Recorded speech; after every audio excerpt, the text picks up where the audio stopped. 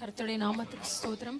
நான் உங்களோட ஒரு 15 நிமிஷம் உங்களோட ஒரு சில காரியங்களை பகிர்ந்து கொள்ளணும்னு நான் ஆசைப்படுறேன்.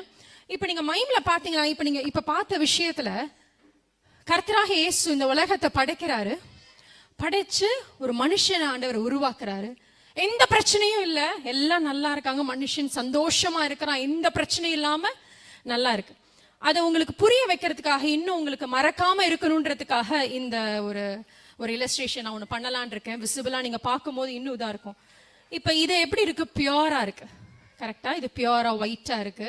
இதுதான் ஏசு. இப்ப உங்களுக்கு புரிய வைக்கிறதுக்காக இதை நான் பண்ணியிருக்கேன்.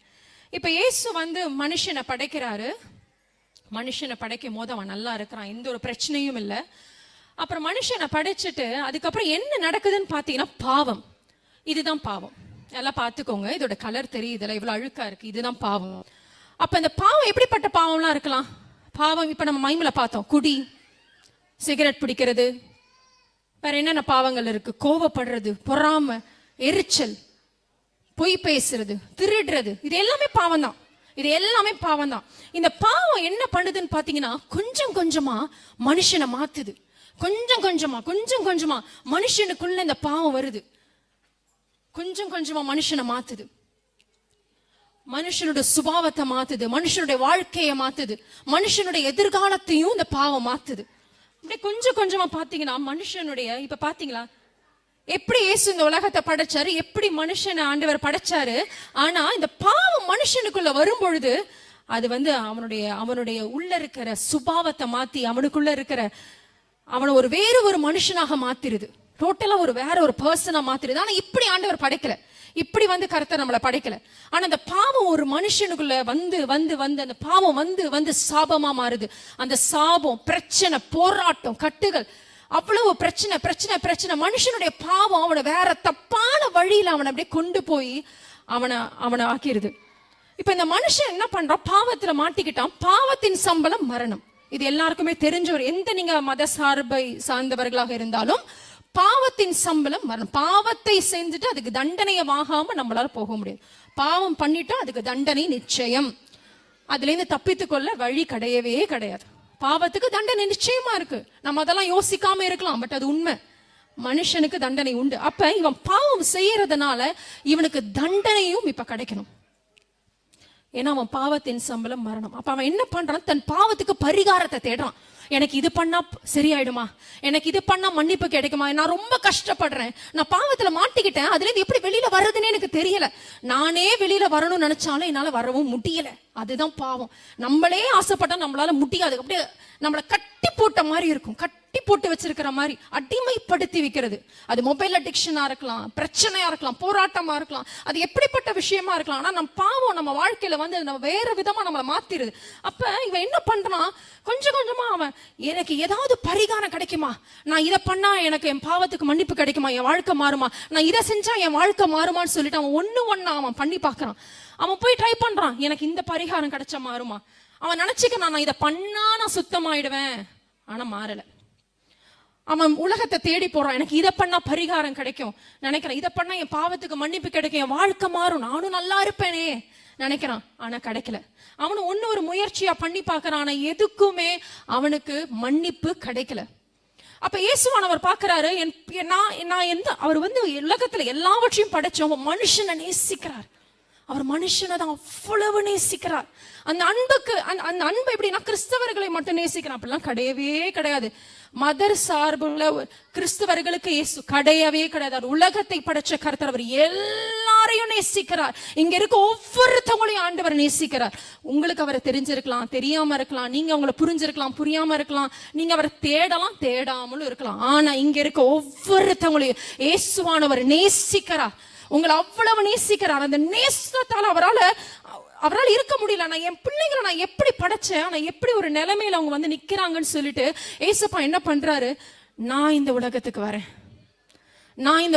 வரேன், என்னால என் பிள்ளைங்க இப்படி கஷ்டப்பட்டு கட்டுல இருந்து இப்படி கஷ்டப்படுறதை என்னால பார்க்க முடியல, நான் வரேன் இந்த உலகத்துக்குன்னு சொல்லிட்டு ஏசுவான இந்த உலகத்துக்கு வந்தார்.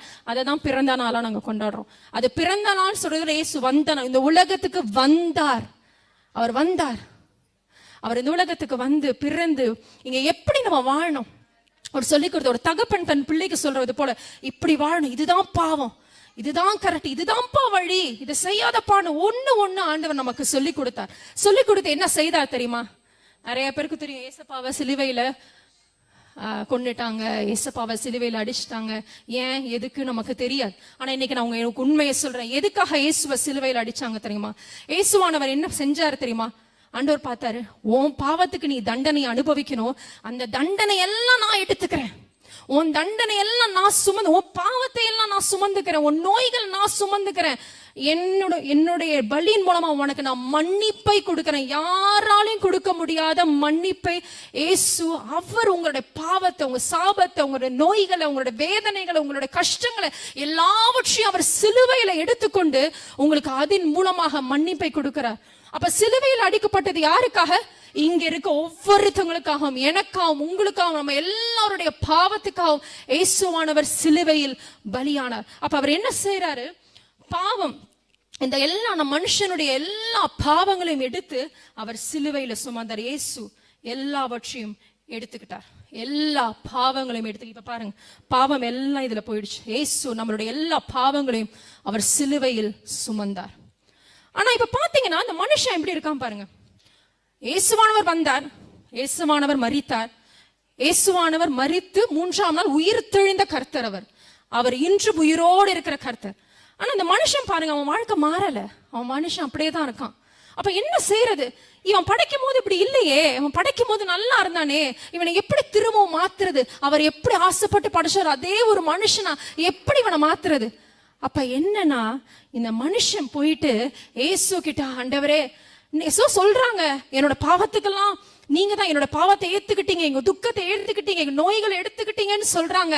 அப்படின்னு சொல்லிட்டு இந்த மனுஷன் இயேசுவை விசுவாசிக்கும் போது, அவன் போய் இயேசுவை விசுவாசிச்சு, எனக்கு இப்படி சொல்றாங்க, நான் விசுவாசிக்கிறேன், நான் பண்ணது தப்புதான் உண்மையா மனம் திரும்பி மன்னிப்பு கேட்கும் போது இயேசுவானவர் அவங்களுக்கு மன்னிப்பை கொடுக்கிறார், அவங்களுக்கு மன்னிப்பை கொடுக்கிறார். அப்ப அந்த மனுஷன் போய் ஆண்டவர்கிட்ட கேட்கிறான், என்ன மன்னிச்சிருங்க, நான் பண்ணது தப்பு தான், எனக்கு இதுல இருந்து எப்படி மாறணும்னு தெரியும், எனக்கு உதவி செய்யுங்க அப்படின்னு சொல்லும் போது இயேசுவானவர் அந்த சிலுவையின் மூலமா இருக்கிற அந்த உதவிய மன்னிப்பை கர்த்தர் உங்களுக்கு கொடுக்கிறார். இப்ப யாரு கேட்கிறாங்களோ அவங்களுக்கு கிடைக்குது, யார் அவங்கள ஏசப்பான்னு கூப்பிடுறாங்களோ அவங்களுக்கு ஆண்டவர் விடுதலையை கொடுக்கிறார். அப்ப இயேசு அவன் வாழ்க்கைக்குள்ள வரும்போது அவன் வாழ்க்கை எப்படி மாறுது? இயேசு கொஞ்சம் கொஞ்சமா அவன் வாழ்க்கையில பேசுறார், அவனை மாற்றுறார், அவன் பாவத்துக்கு மன்னிப்பை கொடுக்கிறார், அவனை எப்படி ஒரு மனுஷனாக இப்ப மாத்துறாரு பாருங்க. எப்படி ஆண்டவர் படைச்சாரோ அதே போல ஒரு மனுஷனாக, அவருக்கு பிரியமான ஒரு பாத்திரமா ஆண்டவர் மாத்துறார். ஏன்னா மன்னிப்பை ஆண்டவர் கொடுக்கிறார். இயேசு கிட்ட போய் விசுவாசிச்சு, நீங்க என் பாவத்தை ஏத்துக்கிறீங்கன்னு சொல்றாங்க, நான் விசுவாசிக்கிறேன், நீங்க என்ன மன்னிப்பீங்க, நான் விசுவாசிக்கிறேன்னு சொல்லிட்டு ஆண்டவர்கிட்ட கேட்கும் போது ஆண்டவர் அவன் வாழ்க்கையில வரும் பொழுது அவன் முற்றிலும் வேற ஒரு மனுஷனாக மாற்றப்படுகிறான். ஒவ்வொரு நாளும் கர்த்தராக இயேசுவே உங்களை நடத்துவார். நீங்க இன்னைக்கு எப்படிப்பட்ட பாவத்துல இருந்தாலும் சரி, எப்படிப்பட்ட கட்டுகள் இருந்தாலும் சரி, எப்படிப்பட்ட வேதனைகள்ல இருந்தாலும் சரி, என்ன மாதிரி ஒரு கஷ்டத்துல, சாபத்துல, ஒரு சில நேரம் பரம்பரையா ஒரு பிரச்சனை, குடும்பம் அப்படியே தொடர்ந்து குடும்பத்துல பிரச்சனை இருந்துகிட்டே இருக்கும். எப்படிப்பட்ட காரியத்துல இருந்தாலும் சரி, இயேசு உங்க வாழ்க்கையில வரும்போது விடுதலையை கொடுக்க அவரால முடியும், அவர் இன்றும் உயிரோடு இருக்கிற தேவன். யாரெல்லாம் விசுவாசிச்சு இயேசுப்பா அப்படின்னு கூப்பிடுறாங்களோ அவங்க கிட்ட வந்து அவங்களுக்கு உதவி செய்கிற ஒரு நல்ல தகப்பன் அவர். விசுவாசம் ரொம்ப முக்கியம். விசுவாசிக்கும் போது நிச்சயமாய் ஆண்டவர் அற்புதம் செய்வார். நீங்க எப்படிப்பட்ட காரியத்துல இருந்தாலும், எனக்கு இதுல இருந்து நான் ஒரு மாட்டிக்கிட்டேன், இந்த ஒரு பிரச்சனையில நான் மாட்டிக்கிட்டேன், இதுல இருந்து எப்படி வெளியில வர்றதுன்னே எனக்கு தெரியல, எனக்கு யார் உதவி செய்வா, எனக்கு யார் இதுல இருந்து விடுதலை கொடுப்பா அப்படின்னு கேட்கும் போது இயேசுவானவர் உங்க வாழ்க்கையில வரும்போது ஆண்டவரால நிச்சயமாய் உங்க சூழ்நிலையை மாற்ற முடியும். நிச்சயமாய் பாவத்திலிருந்து விடுதலை கொடுக்க முடியும், சாபத்திலிருந்து விடுதலை கொடுக்க முடியும். அவன் எங்கெங்கயோ மனுஷன் பரிகாரம் தேடி போறான், எங்கேயும் கிடைக்காத மன்னிப்பை இயேசுவானவரால கொடுக்க முடியும். அப்ப நீங்க கேட்கலாம், அது எப்படி நான் நம்புறது? நீங்க சொல்றதெல்லாம் அவருக்கு நான் மன்னிப்பு கிடைச்சது மாதிரியும் நான் எப்படி என் வாழ்க்கை மாறிச்சுன்னு எப்படி நான் நம்புறது? நான் உங்களுக்கு ஒரு உண்மையா நடந்த ஒரு சம்பவம், எனக்கு ரொம்ப நெருங்கிய, எனக்கு தெரிஞ்ச ஒரு அண்ணாவோட வாழ்க்கையில நடந்த ஒரு காரியத்தை உங்களோட பகிர்ந்து கொள்ள விரும்புறேன். அந்த அண்ணா பாத்தீங்கன்னா ஸ்கூல் படிக்கிறதுல இருந்து சிகரெட் பிடிக்கிற பழக்கம், ஃப்ரெண்ட்ஸோட சேர்ந்து சிகரெட் பிடிக்கிற ஹேபிட். அந்த சிகரெட் பிடிச்சு அதை விட முடியல. அவங்க எவ்வளவோ ட்ரை பண்ணி பார்த்து அவங்களால விட முடியல. அப்படியே இந்த ஸ்கூல்ல பழகி காலேஜ் போனாங்க. காலேஜ் போய் பாத்தீங்கன்னா ட்ரிங்க்ஸ், குடிப்பழக்கத்துக்கு அடிமையானாங்க. குடிப்பழக்கத்துக்கு அடிமையாயி அந்த குடிப்பழக்கம் இன்னும் போய் போய் ஃப்ரெண்ட்ஸோட சேர்ந்து குடிப்பழக்கத்துக்கு அடிமையாய் அதுல இருந்து வெளியில வர முடியல. கஞ்சா, ட்ரக்ஸ், என்னென்னலாம் இருக்கோ எல்லா கெட்ட பழக்கங்களையும் அவங்க கத்துக்கொண்டு அவங்க நினைச்சாலுமே அவங்களால வெளியில வர முடியாத படிக்க அவங்களுக்கு அதை இல்லாம வாழ முடியல. அந்த பாவம் இல்லாம அவங்களால வாழ முடியல. அப்படி ஒரு அடிமைப்பட்டு போயிட்டாங்க. எனக்கு ரொம்ப தெரிஞ்சான், அடிமைப்பட்டு போய் யாராலையும் அவங்களை காப்பாற்ற முடியல. அவங்களாலையும் அவங்களை காப்பாற்ற முடியல, யாராலையும் அவங்களை காப்பாற்ற முடியல.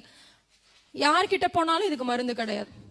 அப்ப ஆனா அவங்க அம்மா, அவங்க கூட பிறந்த அண்ணாவும் அவங்களுக்காக ஜெபம் பண்ணியிருக்காங்க. ஆண்டவரே அந்த பையனோட வாழ்க்கையை நீங்க தொடுங்க அப்படின்னு சொல்லிட்டு ஜெபம் பண்ணியிருக்காங்க. எல்லாரும் கைவிட்டுட்டாங்க, யாராலையும் முடியல. வாழ்க்கை அவ்வளவுதான். இனிமே எதிர்காலம் எப்படி இருக்கும், எப்படி கல்யாணம் பண்றது, எப்படி அடுத்தது ஃபியூச்சர் என்ன, ஒண்ணுமே கிடையாது. ஏன்னா பையன் அவ்வளவு மோசமான ஒரு பழக்கத்தினால அடிமைப்பட்டு போய் இருக்கிறான். அப்ப என்ன நடந்ததுன்னா, ஒரு தடவை ரொம்ப குடிச்சு சிகரெட் பிடிச்சு ஒரு தடவை இரும்பி இருக்காங்க. இருமும் போது பார்த்தா ரத்தமா வந்திருக்கு. அப்போ ஒரு பழக்கம் வந்துச்சு, எப்ப இருமுனாலும் ரத்தம் வருது, எப்ப இருமுனாலும் ஒரு பிளட்டா வருது, ஏன் இப்படி வருதுன்னு தெரியலையே அப்படின்னு சொல்லிட்டு டாக்டர்கிட்ட போயிருக்காங்க. டாக்டர்கிட்ட போகும்போது பாத்தீங்கன்னா டாக்டர் செக் பண்ணிட்டு சொல்லியிருக்காங்க, பா ரொம்ப உன்னோட லங்ஸ் மோசமான நிலைமையில இருக்கு, இது கேன்சர் வரதுக்கான ஸ்டேஜ்ல இருக்குப்பா, கேன்சர் வரதுக்கு முன்னாடி இருக்கிற எல்லாம் உனக்கு சிம்டம்ஸ் இருக்கு, அந்த அளவுக்கு உன் லங்ஸ் பாதிக்கப்பட்டிருக்கு அப்படின்ற அளவுக்கு அவங்க இருதயம் அந்த லங்ஸ் எல்லாம் மோசமா இருக்கு. அந்த அளவுக்கு மோசமா, அவ்வளவு டெய்லி அந்த பழக்கத்துல இருந்து அவங்க பிசிக்கலாவும் பயங்கர பாதிப்பு பட்டிருக்காங்க.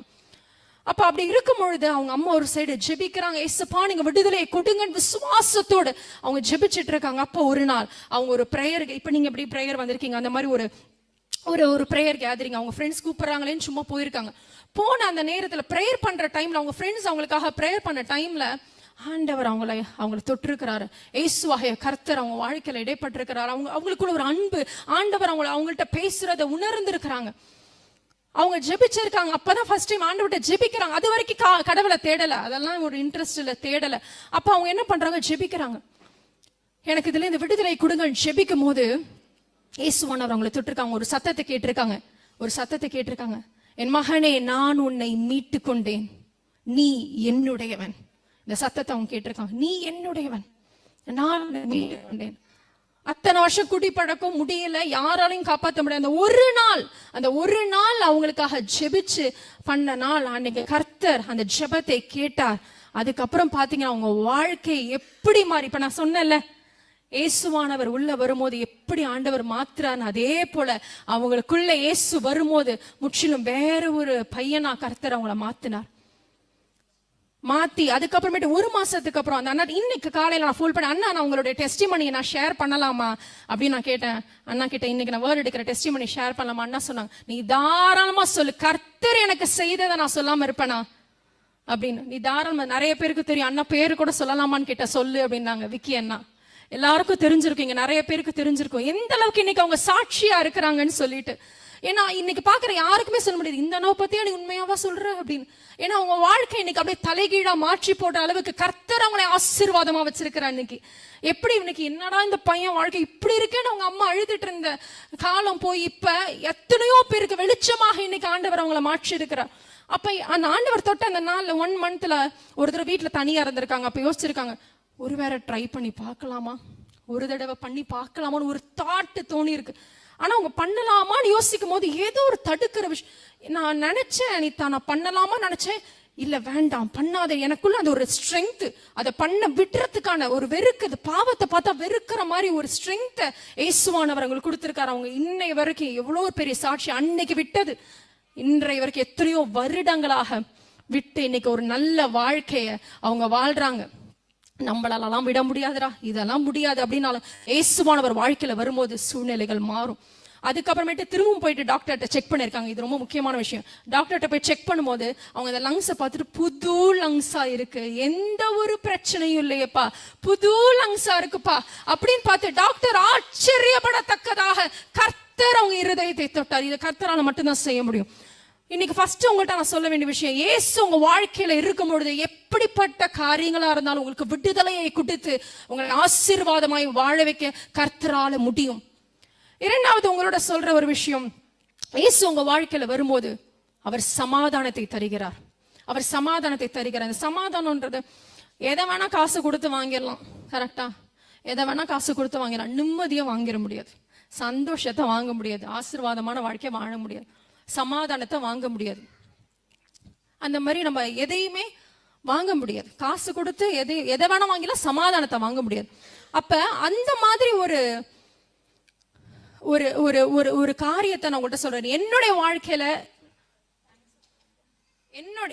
வாழ்க்கையில நடந்த ஒரு காரியத்தை நான் உங்களோட பகிர்ந்து கொள்ள விரும்புறேன். என்னோட லைஃப்ல நான் அனுபவிச்சு என்னோட வாழ்க்கையில நடந்ததை நான் சாட்சியா இன்னைக்கு உண்மையா நடந்த காரியத்தை உங்கள்கிட்ட நான் அப்படியே இன்னைக்கு நான் சொல்றேன். இயேசு உங்க வாழ்க்கையில வரும்போது சமாதானத்தை கொடுக்குறேன். நான் சின்ன வயசுல நான் என்னுடைய லைஃபை சொல்றேன். என்னோட அப்பா, எங்க அம்மா டீச்சர், எங்க அம்மா டீச்சர், எங்க அப்பா வந்து பேங்க்ல ஒர்க் பண்ணாங்க, மேனேஜரா இருந்தாங்க, இந்தியன் பேங்க்ல ஒர்க் பண்ணாங்க. நல்ல ஒரு ஃபேமிலி, நல்ல வீடு இருந்தது, எங்களுக்கு எந்த பிரச்சனையும் இல்லை, பண விஷயத்துல பிரச்சனை, நல்லா இருந்தோம். ஆனா எங்க வாழ்க்கையில நிம்மதினா என்னன்னு தெரியவே தெரியாது, சந்தோஷம்னா என்னன்னு தெரியவே தெரியாது, சிரிக்கிறதுனா என்னன்னு தெரியாது. அப்படி ஒரு வாழ்க்கை எங்க வாழ்க்கை. நான் சொல்றது நீங்க உங்களுக்கு புரியுதான்னு தெரியல. நான் பட்ட வேதனைகளும் பாடுகளும் எங்க வாழ்க்கையில இருந்து ரொம்ப அதிகம். ஆண்டவர் எங்க வாழ்க்கையில வரத்துக்கு முன்னாடி சொல்றேன். ஏன்னா எங்க அப்பா வந்து எவ்வளவு நல்ல இடத்துல இருந்தாலும் அவருக்கு குடிப்பழக்கம் ரொம்ப இருந்தது. நான் கெட்ட நண்பர்களோட சேர்ந்து குடிப்பழக்கத்துல வந்து அது அவரால் விட முடியல, அவரால் அது இல்லாம அவரால் வாழ முடியல. அப்படி ஒரு பழக்கத்துல வந்து அவர் மாட்டிக்கிட்டு டெய்லி குடிப்பார். நான் என் நினைவு தெரிஞ்சு சொல்றேன், அவர் ஒரு நாள் குடிக்காம நான் பார்த்துட்டேன்னா ஒரு வருஷத்துல ஒரு நாள் கூட கிடையாது, பல வருஷத்துல ஒரு நாள் கூட கிடையாது. அவரால் குடிக்காம வாழவே முடியாது.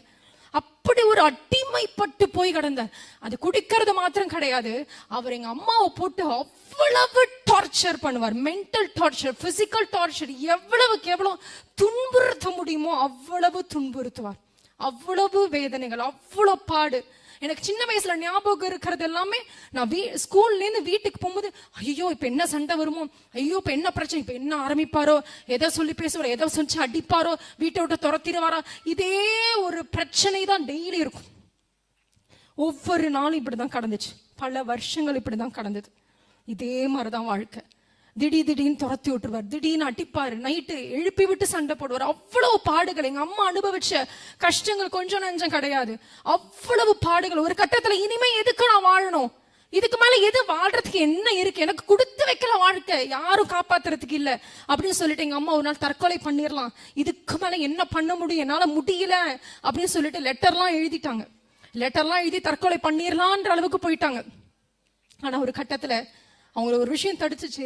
2 பிள்ளைங்க இருக்கிறாங்கன்ற ஒரு காரணத்துக்காக இந்த பல்ல கட்டிச்சுட்டு வாழ்வோம்ல, அந்த மாதிரி அவ்வளவு வேதனையிலையும் பிள்ளைங்களுக்காக நான் உயிரை கொடுக்க விடமாட்டேன்னு சொல்லி வாழ்ந்தாங்க. அப்படி மட்டும்தான் சின்ன வயசுல எனக்கு ஞாபகம் இருக்கிற வரைக்கும். சில நேரம் நடு ராத்திரியில ஒரு தடவை எங்களை அவர் ரொம்ப வித்தியாசமா பிஹேவ் பண்ணுவார், குடிச்சிட்டு அடிக்கிறதும் இது பண்றதும். ஒரு தடவை கதவை சாத்தி விட்டு வெளியில அனுப்பிச்சிட்டாரு. வெளியில அனுப்பும் போது அப்படி மழை அடிக்குது. என்னோட அக்கா, எங்க அம்மாக்கு 2 பிள்ளைங்க, நானே எங்க அக்கா எங்க அம்மா நடு ரோட்டுல மழையில நடந்து கொண்டு நாங்க போனோம். நடு ரோட்ல எங்க போறதுன்னு தெரியாம மழையில நடந்து கொண்டு நாங்க போறோம் எங்க அம்மா வீட்டுக்கு. அப்படி ஒரு இக்கட்டான வாழ்க்கை, அவ்வளவு ஒரு நிம்மதி இல்லாத வாழ்க்கை. எங்க அம்மா சொல்லுவாங்க, அப்ப இந்த நிம்மதின்னு சொல்றாங்கல்ல அப்படின்னா என்னப்பா, இந்த நிம்மதின்னு சொல்றாங்களே அப்படிலாம் என்ன, சிரிப்பு வருமா, உண்மையாவே எப்படி சிரிக்கிறாங்க, எப்படி உள்ள இருந்து சிரிப்பு வருது அப்படின்னு சொல்லிட்டு சிரிக்கலாம் கூட வருமா, அது எப்படி வரும்னு எனக்கு புரியலையே, எப்படி சந்தோஷம் வருது, எப்படி உள்ள இருந்து வருதுன்ற அளவுக்கு வாழ்க்கையில இருள மட்டும் இருந்து எங்க அம்மா வாழ்ந்திருக்காங்க. அப்படி ஒரு என்விரான்மெண்ட்ல தான் நான் வளர்ந்தேன், அப்படி ஒரு இடத்துல நான் இருந்தேன். அப்ப எங்களை யாரும் பார்க்கல, மனுஷங்களால காப்பாற்ற முடியல, யாராலும் எங்க வாழ்க்கைக்குள்ள வந்து மாத்த முடியல, சிச்சுவேஷனை மாத்த முடியல, யாராலையும் ஒண்ணும் பண்ண முடியல. எங்க குடும்பத்துல இருக்க எல்லாரும் நல்லா இருந்தாங்க, எங்களை தவிர யாராலையும் ஒண்ணும் பண்ண முடியல. அப்ப எங்க அப்பா அது குடியில அடிமை ஒரு கட்டத்துல வந்து அவரு உடம்பு சரியில்லாம இறந்துட்டார். அப்ப ஒரு கட்டத்துல முடிஞ்சிருச்சு, எங்க வாழ்க்கையில ஒண்ணுமே இல்லை, 2 பிள்ளைங்க, எதிர்காலம் இல்லை, எதுவுமே கிடையாது, எல்லாமே முடிஞ்சு போயிடுச்சு அப்படின்னு சொல்லிட்டு இருக்க அந்த நேரத்துல இயேசு எங்க வாழ்க்கையில வந்தார். இயேசு எங்க வாழ்க்கையில எங்களை தேடி வந்தார். நாங்க இயேசுனா யாருன்னு அறிஞ்சுக்கிட்டோம். இயேசு என்னதான் நான் கிறிஸ்டியனா பிறந்திருந்தாலும் இயேசு ஒரு அப்பா மாதிரி நம்மளோட பேசுவார். அவரு நம்மளுடைய லைஃப் அவரால் மாற்ற முடியும். அவர் நம்ம வாழ்க்கையில வரும்போது நம்ம சூழ்நிலைகள் மாறும், அதெல்லாம் எனக்கு தெரியாது. அப்ப ஆண்டவர் எங்க வாழ்க்கையில வர ஆரம்பிச்சார். எங்க வாழ்க்கைக்குள்ள ஆண்டவர் வர ஆரம்பிச்சார். எங்கள் ஆண்டவர் ஒவ்வொருத்தவங்களையும் நாங்க ஆண்டவரை தெரிஞ்சுக்கிட்டோம், இயேசுவானவர் பத்தி தெரிஞ்சுக்கிட்டோம். எங்க வாழ்க்கையில ஃபர்ஸ்ட் ஆண்டவர் செஞ்ச நேரம் தெரியுமா? எங்க காயங்களை ஆண்டவர் கட்டினார். எங்க மனசுல இருக்க காயம், எங்களோட வேதனைகள் அவ்வளவையும் ஒரு தாய் தன் பிள்ளையை தேற்றுவது போல ஆண்டவர் எங்களை தேற்றினார். எப்படி ஒரு குழந்தைய, என் பிள்ளை அழுதுச்சுன்னா நான் எப்படி குழந்தைய தோல்ல போட்டு நான் அரவணைப்பேன், அந்த மாதிரி தேற்றுகிற நல்ல தகப்பனவர் இயேசுவானவர். நல்ல தகப்பன், தாய் உள்ளம் கொண்ட நல்ல தகப்பனவர். அப்படி என்னுடைய என்னப்பா கஷ்டப்படுற, சரி உனக்கு ஹெல்ப் பண்றேன் அப்படின்னு மேல இருந்து கீழே பார்த்து அப்படியெல்லாம் கிடையாது. அவர் நமக்கு நல்ல தகப்பனா இருக்கிற தேவன். என்னை ஆண்டவர் அப்படி எங்களை ஆட்சி தேற்றி ஆண்டவர் எங்களுக்கு அவ்வளவு ஆதரவா இருந்தார். அதுக்கப்புறம் எங்க வாழ்க்கையில கொடுத்த சந்தோஷம், நிம்மதி, நாங்க இழந்து போன நிம்மதி. ஆண்டவர் நிம்மதினா என்னன்னு எங்க அம்மா கேட்டுட்டு இருந்த எங்க அம்மாவை நிம்மதியான ஒரு வாழ்க்கையை ஆண்டவர் கொடுத்தார்.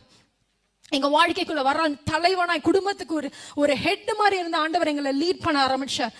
ஆண்டவர் எங்க வாழ்க்கையில, நான் அப்ப எங்க எதிர்காலம்லாம் என்னை பாக்குறவங்க எல்லாம் என்ன இந்த 2 பிள்ளைங்க என்ன படிக்குங்க, என்ன ஏன்னா அப்பாவே இல்லை, இன்னும் என்ன பண்ணுங்க அப்படின்னு பார்த்துட்டு இருந்த இடத்துல ஆண்டவர் நல்ல படிக்க வச்சார். ஆண்டவர்கிட்ட கேட்டேன், இசப்பா என்ன நல்ல காலேஜ்ல படிக்க வைங்க. நல்ல காலேஜ்ல ஒரு அப்பா என்னென்னலாம் ஒரு பிள்ளைக்கு செய்யணுமோ அது போல ஆண்டவர் எனக்கு ஒரு அப்பாவா இருந்து ஆண்டவர் நல்ல காலேஜ்ல ஆண்டவர் படிக்க வச்சார். வச்சுட்டு ஏசப்பாட்ட சொன்ன, ஏசப்பா எல்லாரும் என்ன பார்த்து தான் சொல்லுவாங்க, ஜாப் வேணும் ஏசப்பான்னு சொல்லும்போது, ஏசப்பா எனக்கு நல்ல வேலை, நல்ல கம்பெனியில் ஆண்டவர் வேலையை கொடுத்தார். நான் அன்னைக்கு கரம் பிடிச்ச தேவன். எப்ப நான் சின்ன வயசுல ஸ்கூல் படிக்கும் போது கரம் பிடிச்ச தேவன் இன்னைய வரைக்கும் என்னை அவர் நடத்துறான்றத நான் உண்மையா சொல்றேன். இன்னைய வரைக்கும் ஏசு இல்லைன்னா நான் இந்த இடத்துல இல்லை, ஏசு இல்லைன்னா இந்த இடத்துல நான் இருந்திருக்கவே மாட்டேன். நான் என் வாழ்க்கை எப்படி போயிருக்குன்னு எனக்கு தெரியாது. என் வாழ்க்கையில ஏசு அப்படி ஒரு காரியத்தை ஆண்டவர் செய்தார். அப்ப நான் ஆண்டவர்கிட்ட கேட்டேன், நான் அவ்வளோ கஷ்டப்பட்டிருக்கேன் சின்ன வயசில். அம்மா அப்பாலாம் எப்படி பேசுவாங்கன்னு கூட தெரியாது, ஒரு அப்பா எப்படி பேசுவாங்கன்னு கூட எனக்கு தெரியாது, கணவன் மனைவி எப்படி சந்தோஷமாக இருப்பாங்கன்னு கூட எனக்கு தெரியாது, பார்த்ததும் கிடையாது. அப்படி ஒரு இது. நான் ஆண்டவர்கிட்ட கேட்டேன், இசப்பா எனக்கு அன்பான கணவனை கொடுங்க ஆண்டவரே. நான் ஜெபிச்சேன். நான் ஏசப்பாட்ட ஒப்பு கொடுத்தேன் என் வாழ்க்கை, எனக்கு நல்ல அன்பான கணவனை நீங்கள் கொடுங்க ஏசப்பா அப்படின்னு சொல்லி கேட்டேன். ஆண்டவர், ஒரு தகப்பன் தன் பிள்ளையோட ஜெபத்தை எப்படி கேட்பார், உண்மையாக ஆண்டவர் அதை கேட்டேன். எனக்கு மிக அன்பான ஒரு கணவனை கர்த்தர் கொடுத்தார். என்னை ரொம்ப நேசிக்கிற அன்பான ஒரு கணவனை. என்னுடைய காயங்கள் எதுவுமே எனக்கு ஞாபகமே இல்லாதபடிக்கு, சுத்தமான ஞாபகம் இல்லாதபடிக்கு ஆண்டவர் உனக்கு நல்ல கணவனை கர்த்தர் எனக்கு கொடுத்தார். எனக்கு ஒரு அழகான பிள்ளையை கர்த்தர் கொடுத்தார். என்னைக்கோ கைப்பிடிச்ச தேவன் இன்னைய வரைக்கும் அவர் உண்மையுள்ளவராக என்னை நடத்துறார். ஒவ்வொரு சீசன்லையும் என் வாழ்க்கையை மாற்றினார். என்னுடைய வாழ்க்கை, எங்கள் அக்கா வாழ்க்கை, எங்கள் அம்மாவை பற்றி நான் சொன்னேன். எங்கள் அம்மா நிம்மதினா என்னன்னு கேட்டாங்க. இன்னைக்கு எல்லாருக்கும் அவங்க சாட்சியாக இருக்காங்க. ஆண்டவர் அவங்களை அவ்வளோ வெளிச்சமாக வச்சிருக்கிறார். இன்னைக்கு அவங்க எப்பவும் சிரிச்சுட்டே இருப்பாங்க, சந்தோஷமா இருப்பாங்க. எல்லாரும் கேட்பாங்க, எப்படி நீ எப்போ பாரு இப்படி சிரிச்சுக்கிட்டே இருக்கேன்னு சொல்ற அளவுக்கு. எப்படி எங்கள் அம்மா பேர் இசபெல்லா, எப்படி நீ எப்போ பாரு இப்படி சிரிச்சு, எப்படி இப்படி தைரியமா இருக்க, எப்படி நீ இப்படி இருக்கன்னு நிறைய பேர் ஆச்சரியப்படுறத்தக்கதாக எங்க அம்மாவை இன்னைக்கு அவ்வளவாக மாத்தி இருக்கிறார். அவ்வளோ ஒரு வெளிச்சமாக கர்த்தர் அவங்களை வச்சிருக்கிறார். எங்கள் வாழ்க்கை எப்படி இருந்ததுன்னா, ஒரு இருளில் ஒரு லைட்டே இல்லாமல் ஒரு ரூம் வச்சுக்கோங்களேன், உங்களுக்கு புரியுற மாதிரி சொல்கிறேன். லைட்டு இல்லாமல் ஒரு ரூம் இருட்டாக இருக்குது, திடீர்னு ஒரு வெளிச்சம் வந்தால் லைட்டு போட்டால் எப்படி இருக்கும், அந்த மாதிரி இயேசு எங்கள் வாழ்க்கைக்குள்ளே ஒரு வெளிச்சமாக வந்து அவர் சூழ்நிலையை மாற்றினார். இன்னைக்கு எதுக்காக என் வாழ்க்கையை உங்களோட நான் ஷேர் பண்ணணும் அப்படின்னு நான் உங்கள்கிட்ட ஒரு உண்மையை சொல்கிறேன். இயேசு உயிருள்ளவர், ஜீவனுள்ளவர். அவர் உங்கள் வாழ்க்கையில் வரும்போது, உங்க வாழ்க்கைக்குள்ள அவர் வரும்போது உங்க சூழ்நிலைகள் மாறும். எப்படிப்பட்ட சூழ்நிலைகளா இருக்கலாம், எனக்கு இந்த மாதிரி ஒரு சூழ்நிலை, உங்களுக்கு எப்படிப்பட்ட சூழ்நிலைகளா இருக்கலாம், எப்படிப்பட்ட பிரச்சனைகளா இருக்கலாம், எப்படிப்பட்ட போராட்டங்களா இருக்கலாம். இதுல இருந்து என்னால மீறவே முடியலப்பா, இந்த ஒரு பிரச்சனை என்னால முடியல, இந்த ஒரு பிரச்சனை எனக்கு எப்படி மாறும்னு எனக்கு தெரியல, நானும் எவ்வளவோ ட்ரை பண்ணிட்டேன், எவ்வளவோ பண்ணிட்டேன், சோர்ந்து போயிட்டேன். சில நினைக்கலாம் உங்க பிரச்சனை வேற, என் பிரச்சனை மாறாத பிரச்சனை. அந்த அளவுக்கு நமக்கு அதுல ஃபெய்த் இருக்கும், மாறாதுன்னு. எப்படி நீங்க இருந்தாலும் சரி, நான் உங்களோட இன்னைக்கு சொல்றது, இயேசு உங்க வாழ்க்கைக்குள்ள வரும்போது எப்படிப்பட்ட சூழ்நிலைகளும் மாறும். இயேசு உங்க வாழ்க்கையில வரும்போது அவர் சமாதானத்தை கொடுக்கிறவர். இயேசு உங்க வாழ்க்கையில வரும்போது அவர் நிம்மதியை கொடுக்கிற, உலகம் தராத நிம்மதி, இந்த உலகத்துல யாராலையும் கொடுக்க முடியாத சமாதானத்தை, இந்த உலகத்துல யாராலையும் கொடுக்க முடியாத நிம்மதியை கர்த்தரால் உங்களுக்கு கொடுக்க முடியும். இயேசுவால் உங்க வாழ்க்கையில கொடுக்க முடியும், நிச்சயமாய் முடியும். அது எப்படிப்பட்ட பிரச்சனையா இருந்தாலும் அதை மாற வைக்க கர்த்தரால் முடியும், கர்த்தரால் முடியும். விசுவாசிக்கணும். விசுவாசிக்கும் போது சூழ்நிலைகள் மாறும். விசுவாசிக்கும் போது நிச்சயமாய் ஆண்டவர் உங்களுக்கு ஒரு விடுதலையை கொடுப்பார். அது எப்படிப்பட்ட காரியமா இருந்தாலும் இன்னைக்கு இயேசு கிட்ட பேசி பாருங்க.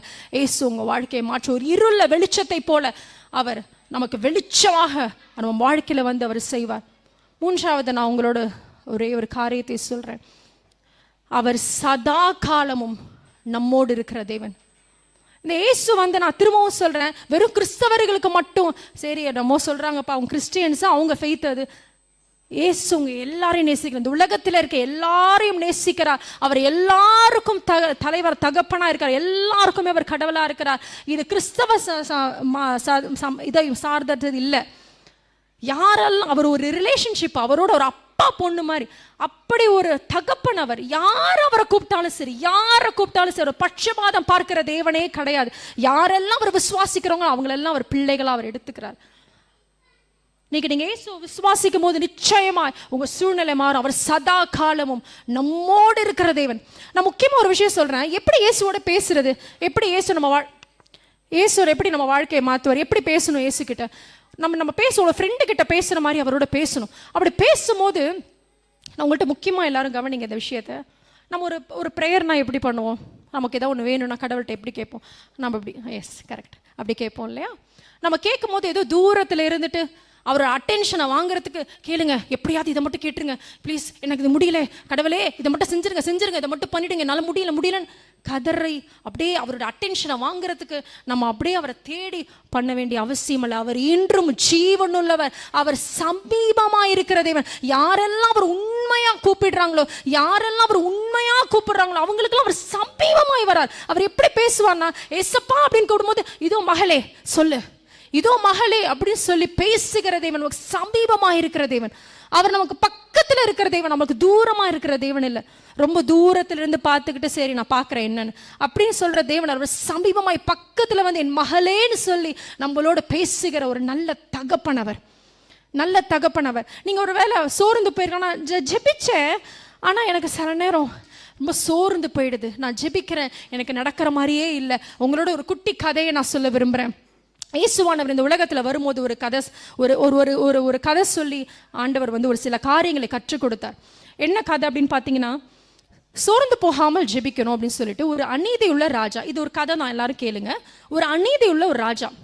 அவன் கடவுள் பயம்லாம் கிடையவே கிடையாது, மனுஷன் மேலே ஒரு அன்பும் கிடையாது. ஒரு பேடான ஒரு அநீதியுள்ள ஒரு கெட்ட ராஜான்னு வச்சுக்கோங்களேன், சரியா? ஒரு கெட்ட ராஜா. அந்த கெட்ட ராஜா என்ன பண்ணுறான்னு பார்த்தீங்கன்னா, அவங்க கிட்ட ஒரு விதவை வந்து, எனக்கும் எதிராளிக்கும் இருக்கிற ஒரு பிரச்சனை இல்லை, எனக்கு நியாயம் கொடுங்கன்னு சொல்லிட்டு அந்த கெட்ட ராஜா கிட்ட போயிட்டு கேட்டுக்கிட்டே இருக்காங்க. ஆனால் அந்த ராஜா நல்ல ராஜாலாம் கிடையாது, கெட்டவன், மதிக்கவே மாட்டான், ஆண்டவர் கர்த்தரையும் மதிக்க மாட்டான், மனுஷங்க மேலேயும் இது கிடையாது. ஆனால் அவன் வந்து போய் எனக்கு ஹெல்ப் பண்ணுங்க இந்த விதவை போய் அந்த ராஜா கிட்ட கேட்டுக்கிட்டே இருப்பாங்க.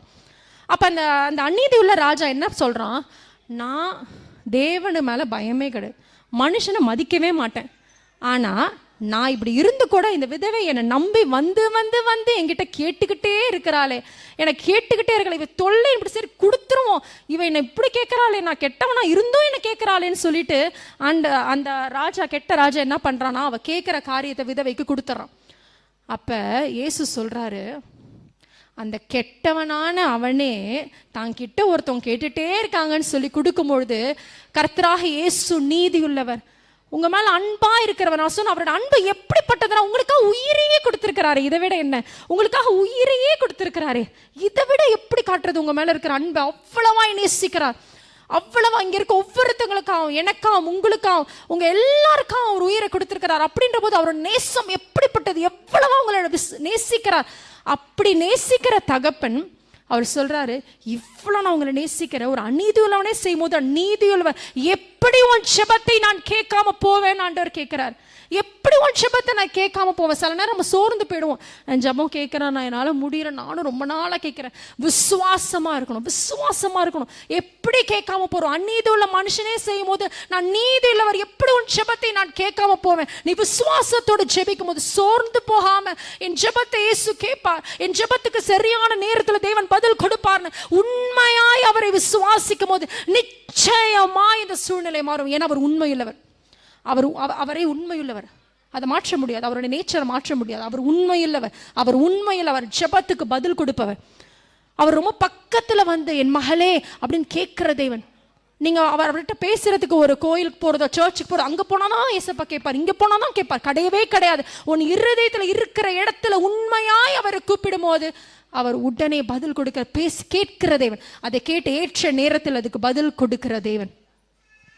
அவர் இன்றும் உயிரோடு இருக்கிற தேவன், இன்றும் உயிரோடு இருக்கிறார். இங்க இருக்க எல்லாரையும் ஆண்டவர் நேசிக்கிறார். அவர் உங்க வாழ்க்கையில வரும்போது நிச்சயமாய் சூழ்நிலை மாறும். எப்படிப்பட்ட காரியங்களா இருந்தாலும் சரி, எப்படிப்பட்ட பிரச்சனைகளா இருந்தாலும் சரி, எப்படிப்பட்ட போராட்டங்களை யாருமே இதை புரிஞ்சுக்க மாட்டாங்க. யாராலையும் இதை மாற்ற முடியல, யாராலையும் உதவி செய்ய முடியல, என்னால இதுக்கு மேல என்ன பண்றதுனே தெரியல. எப்படி இருந்தாலும் இயேசு உங்க வாழ்க்கையில வரும்போது நிச்சயமாய் சூழ்நிலைகள் மாறும். இயேசு உங்க வாழ்க்கையில வரும்போது ஒரு இருள் ஒரு வெளிச்சம் போல இயேசு வருவார். இயேசு நமக்கு நித்திய ஜீவனை கொடுக்கிறார். நம்ம மன்னிப்பை கொடுத்து இதுக்கப்புறம் ஒரு வாழ்வு இருக்கு, இறந்ததுக்கு அப்புறம் ஒரு வாழ்வு இருக்கு. அந்த நித்திய ஜீவனை இயேசு நமக்கு தர, அவரோடு கூட இருக்கும்படி ஆண்டவர் நமக்கு கிருபை செய்றார். அவரால் மட்டும்தான் அந்த மன்னிப்பையும் கொடுக்க முடியும், சூழ்நிலைகளையும் மாற்ற முடியும். நம்மளை ஆண்டவர் நிறைய, நம்ம எப்படி ஒரு இந்த போட்டிருக்கல, உன் துக்கம் சந்தோஷமாய் மாறும்ன்றது அது உண்மை. என்னுடைய வாழ்க்கையில நடந்தது. என்னுடைய வாழ்க்கையில நடக்கும்போது நிச்சயமாய் விசுவாசிக்கிற ஒவ்வொருத்தவங்க வாழ்க்கையிலையும் நிச்சயமாய் இதை கர்த்தர் செய்வார். அது அது அவர் உண்மையுள்ள தேவன், அவர் நீதியுள்ளவர். நான் சொன்னதை ஞாபகம் வச்சுக்கோங்க. ஒரு அநீதியுள்ள ராஜாவே செய்யும்போது ஒரு நீதியின் தேவன் எப்படி உன் ஜெபத்தை கேட்காம போவார்? நிச்சயமாய் ஆண்டவர் செய்வார். இப்ப கூட நாங்க என்னுடைய வாழ்க்கையை பகிர்ந்தது காரியம் உங்களுக்கு இது புரியும். உங்களுக்கு இயேசு நீங்க கூப்பிடும் போது உங்களுக்கும் ஆண்டவர் வருவார். நான் கூப்பிடும் போது எனக்கு வந்தார். அவர் பட்சபாதம் பார்க்கிறவர் இல்லை. நீங்க கூப்பிடும் போது இயேசு வருவார். இன்னைக்கு நாங்க உங்களுக்காக ஜெபிக்கிறோம். யாருக்காவது ஜெபிக்கணும் நீங்க நினைச்சீங்கன்னா நீங்க இருக்கிற இடத்துல எழுந்து நிற்கலாம். உங்களுக்காக இங்க இருக்க டீம், இங்க இருக்கவங்க எல்லாருமே, நான் எப்படி என் வாழ்க்கையில சாட்சி சொன்னேன், என்னுடைய வாழ்க்கையில சாட்சி மாதிரி இங்க இருக்க எல்லாருடைய வாழ்க்கையில நிறைய சாட்சிகள் உண்டு. நிறைய சாட்சிகள் சொல்லலாம். உங்களுக்காக யாருக்காவது ஜெபிக்கணும் நீங்க நினைச்சீங்கன்னா நீங்க இருக்கிற இடத்துல எழுந்து நிற்கலாம். உங்களுக்காக நாங்கள் ஜெபிப்போம். எந்த ஒரு காரியமாக இருந்தாலும் சரி, இங்க இருக்க ஒவ்வொருத்தவங்களும் உங்களுக்காக ஜெபிப்பாங்க. ஒரு பாட்டு பாடு.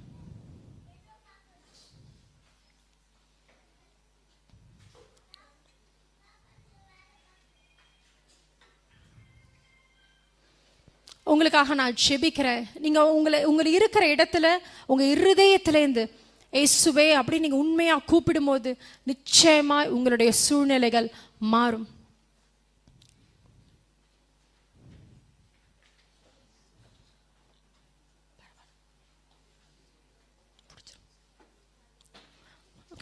நீர் வந்தால் சூழ்நிலை மாறுமே, முடியாததும் சாத்தியமாகுமே. நீர் வந்தால் சூழ்நிலை மாறுமே, முடியாததும் சாத்தியமாகுமே. நிறைவே நீர் வாருமே, நிறைவே நீர் வேண்டுமே, நிறைவே நீர் போதுமே. ஆவியானவரே நிறைவே நீர் வாருமே, நிறைவே நீர் வேண்டுமே, நிறைவே நீர் போதுமே. ஆவியானவரே. நான் இங்க இருக்க ஒவ்வொருத்தங்களுக்காக ஜெபிக்கிறேன். உங்க இருதயத்திலேருந்து இயேசுப்பாவை கூப்பிடுங்க. உங்க இருதயத்திலேருந்து இயேசுவை கூப்பிடுங்க. நிச்சயமாய் ஆண்டவர் உங்களுக்கு பதில் கொடுப்பார். இயேசுப்பா, நான் இங்க இருக்க ஒவ்வொருத்தவங்களுக்காக ஜெபிக்கிறேன். அப்பா, இவங்க படுற ஆண்டவர், இவங்களுக்குள்ள இருக்கிற காரியங்கள் உமக்கு தெரியும். இவங்க படுற வேதனைகள் உமக்கு தெரியும். இவங்க இருக்கிற குழப்பங்கள் உமக்கு தெரியும். உமக்கு மறைவானது ஒன்றுமில்லை இயேசுப்பா.